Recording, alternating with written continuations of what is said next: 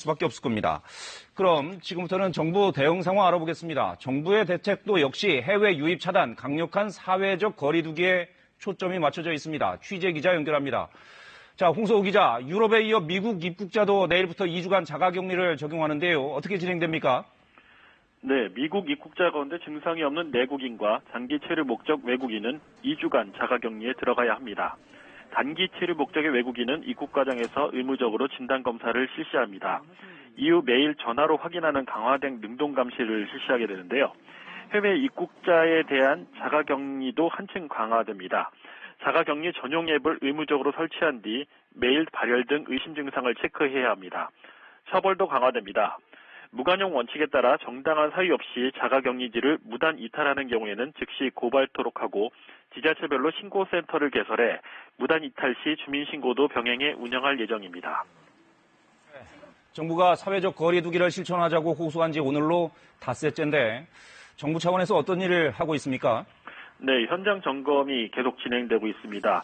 정부는 어제 전국적으로 유흥시설 12,300여 개소, 노래방 7,652개소 등 모두 50,216개소에 대해 점검을 실시했다고 밝혔습니다.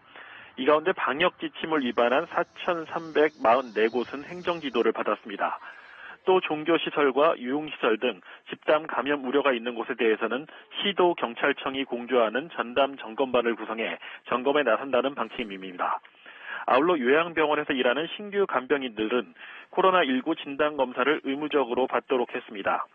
중앙재난안전대책본부는 요양병원 신규 간병인들은 진단검사 결과 확인 후에 근무할 수 있도록 지자체와 요양병원에 요청할 예정입니다.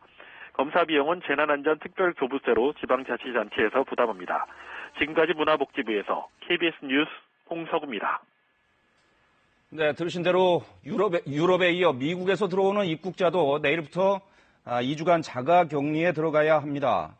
미국에서 들어오시는 분들 철저한 자가격리를 실천해 주셔야 합니다. 정당한 사유 없이 자가격리지를 무단 이탈할 경우에는 무관용 원칙에 따라서 처벌을 받을 수 있습니다. 또 정부는 유흥시설, 노래방 같은 다중이용시설에 대해서 현장 점검을 벌였는데 무려 4,300여 곳이 방역 지침을 위반해서 행정지도를 받았습니다.